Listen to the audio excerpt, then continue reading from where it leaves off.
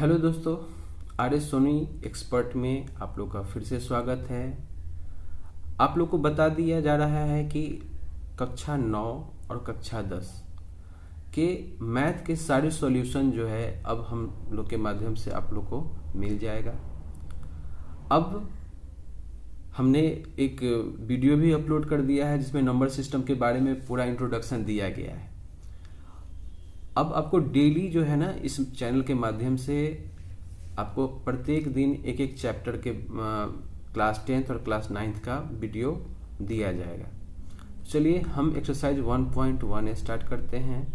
Question है कि क्या शून्य एक परिमेय संख्या है।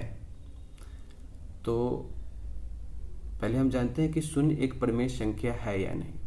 तो परिमेय संख्या हम कैसे जानेंगे कि कोई भी परिमेय संख्या कब होता है, जब हम उसको p/q के रूप में लिख सकते हैं। तो आपको जानना होगा कि 0/1 = 0 होता है और 1/0 मतलब किसी भी संख्या में 0 से अगर हम डिवाइड करते हैं ना तो उसका रिजल्ट अनंत आता है, इन्फिनिटी आता है। इस बात को हमेशा बाबू याद रखना कि 0/1 0 होता है और 1/0 इन्फिनिटी होता है। कह रहा है क्या शून्य एक परिमेय संख्या है। तो बिल्कुल हाँ, शून्य एक परिमेय संख्या है। क्या आप इसे p/q के रूप में लिख सकते हैं। तो बिल्कुल लिख सकते हैं। 0 1 जहां p और q पूर्णांक है, जहां मतलब p मतलब हो गया हर अंश और q क्या हो गया हर, p/q के रूप में हो गया। तो 0 और q एक पूर्णांक है, तो 0 एक पूर्णांक है। इसके बारे में हम पहले वाले वीडियो में बता चुके हैं जिसमें हमने पूरे संख्या पद्धति के बारे में बतलाया है। उसमें हमने ये भी बतलाया है कि 0 पूर्णांक है। आप कृपया करके उस प्रीवियस वीडियो को जरूर देख लें, उसके बाद समझने में और आपको आसानी होगी। तो p और q पूर्णांक है जहाँ पे q जो है बराबर नहीं होना चाहिए किसके, 0 को। यह है नॉट इक्वल टू। तो यहाँ पे देखें तो क्या शून्य एक परिमेय संख्या है। तो बिल्कुल शून्य एक परिमेय संख्या है।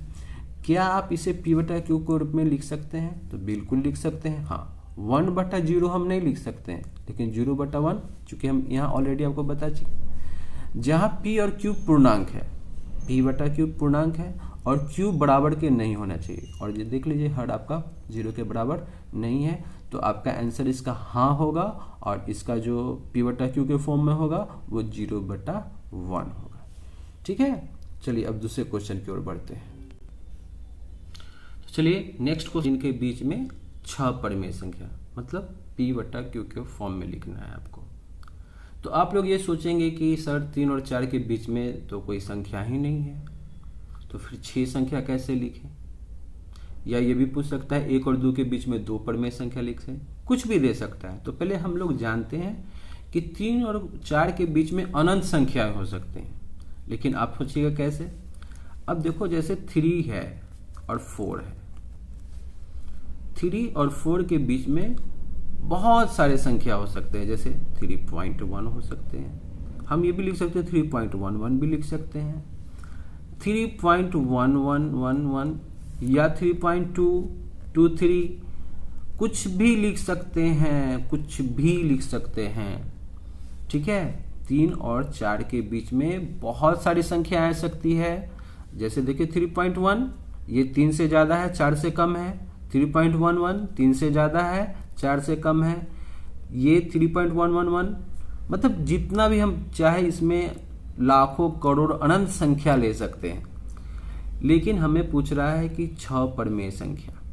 तो देखो इसको निकालने की 3 विधि है। सबसे पहले तो आप पॉइंट में निकाल सकते हो। अब पॉइंट में निकालने के लिए तो आपको तो पॉइंट शिफ्टिंग तो आता ही होगा। जैसे 3.1 हुआ, 3.2 हुआ, 3.3 हुआ, 3.4 हुआ, 3.5 हुआ, 3.6 हुआ, 3.7 बहुत सारे हो सकते हैं। 3.11 हो सकते हैं, 3.23 हो सकते हैं, कुछ भी हो सकते हैं। अब हमको इसको अगर ये फर्स्ट मेथड है, ठीक है, ये फर्स्ट मेथड में मैं आपको बता रहा हूँ। 3.1 हुआ, 3.2 हुआ, 3.3 बहुत सारे संख्या हैं। अगर हमको इसको परिमेय संख्या के रूप में लिखना है तो 3.1 को इसका अगर पॉइंट हटा देंगे तो ये 31/10 हो गया, ये 32/10 हो गया, ये 33/10 हो गया, ये 34/10 हो गया, ये 35/10 हो गया। बहुत सारे संख्या हो सकते हैं, ठीक है।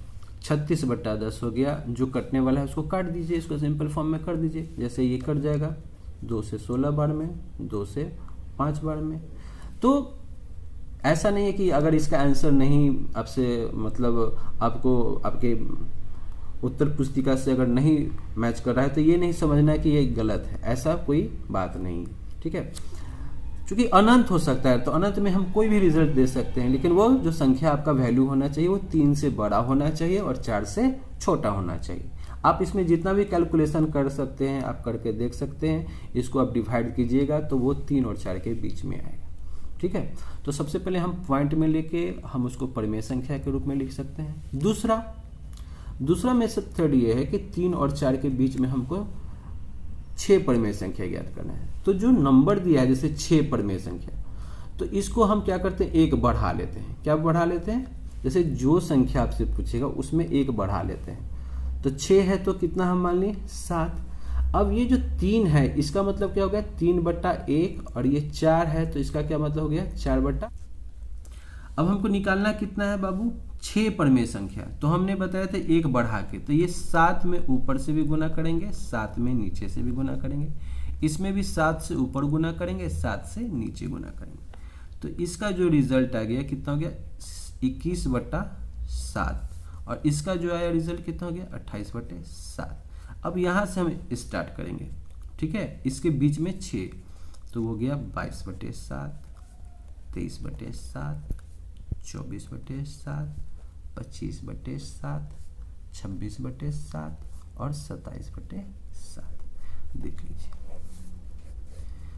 इस मेथड से भी हम लोग आसानी से निकाल सकते हैं। तो क्या करेंगे, जितना पूछेगा उसमें से एक बढ़ा के ऊपर नीचे गुना करके आप इसको आसानी से निकाल सकते हैं, ठीक है। चलिए अब चलिए इसका हम थर्ड मेथड जानते हैं। तो थर्ड मेथड थोड़ा कॉम्प्लिकेटेड है, लेकिन आप लोग को समझ में आएगा। मान लीजिए कि अगर पूछा कि 3 और 4 के बीच में एक परिमेय संख्या निकालना, पहले एक जानते हैं। तो इसके लिए इस दोनों को जो दिया है संख्या उसमें आधा से गुना कर देना। जो संख्या दिया है उसमें आधा से गुना करते हैं 7/2, ठीक है। ये हमारा एक निकला। फिर हमको इससे दूसरा निकालना है, तो 7/2 में या तो 3 जोड़िए चाहे 2 जोड़िए, इससे फिर आधा से गुना कर दीजिए। तो कितना हो गया 3 दूनी 6 और 7 13, 13/2 और 1/2, आप इसको 13/4, दूसरा भी निकल गया। फिर ये 7/2 में फिर एक बार 4 से कर लीजिए, एक बार 3 से किए थे, एक बार 4 से कर लीजिए, और फिर इसको आधा से गुना कर दीजिए। तो 4 दूनी 8, 7 15/2 और 1/2 हो जाएगा 15/4। अब जो 13/4 आया उसमें भी आप 3 को जोड़ सकते हैं या 4 को जोड़ सकते हैं। ये स्टेप से भी आप 3 चौका 12, 12 13 क्या हो गया 25/4 गुने 1/2, 25/8। ये भी आपका आंसर हो। इस तरह से करके आप जितना भी हो सकता है आप निकाल सकते हैं। तो बाबू हमने आपको 3 मेथड समझा दिया। एक पॉइंट शिफ्टिंग से, उसको आप परिमेय संख्या के रूप में लिख लीजिए। दूसरा हमने समझाया कि जो दिया गया है जैसे 6 पूछे तो 7 करना है। अगर यहाँ 7 परिमेय संख्या पूछता तो यहाँ 8 करते हैं। 9 पूछता तो 1 बढ़ा के उसके बाद ऊपर नीचे से गुना करके बनाते हैं। और थर्ड नंबर है कि दोनों को जोड़ के आधा से क्या करना है, गुना करना है। तो इस तीनों मेथड से आप इस क्वेश्चन को सॉल्व कर सकते हैं, ठीक है। फिर चलते हैं, हम आगे बढ़ते हैं। तो क्वेश्चन नंबर 3 है 3/5 और 4/5 के बीच 5 परिमेय संख्या ज्ञात करें। अब तो बिल्कुल आसान है। अब देखेंगे ये कितने संख्या निकालने हैं, 5। तो कितना लिखना है बाबू 6। 3/5 में 6 से ऊपर भी गुना करेंगे, 6 से नीचे भी गुना करेंगे। 4/5 में 6 से ऊपर भी गुना करेंगे, 6 से नीचे भी गुना करेंगे। अब रिजल्ट क्या आ गया 18/30, 6 3 18, 6 5 30, 18/30, 6 चौका 24/30। अब इस बीच में आपको लेके चलना है। तो 18 के बाद क्या हो गया 19/30, 20/30, 21/30, 22/30, 24/30। ये आपका आंसर हो गया।